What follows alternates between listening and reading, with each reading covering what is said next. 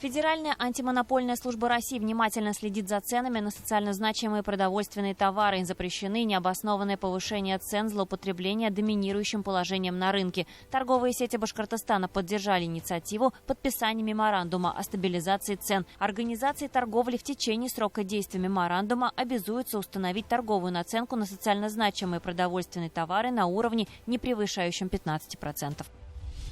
Госдума приняла ряд законов для поддержки бизнеса и граждан в условиях санкций. Главное для бизнеса и малого среднего предпринимательства – отмена проверок, упрощение условий и порядка госзакупок, введение кредитных каникул до 30 сентября 2022 года с их возможным продлением.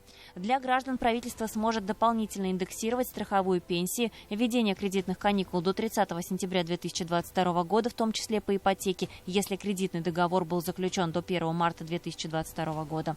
Упрощение процедуры закупки лекарств, корректировка правил приема в вузы россиян, у которых возникли сложности с обучением за рубежом.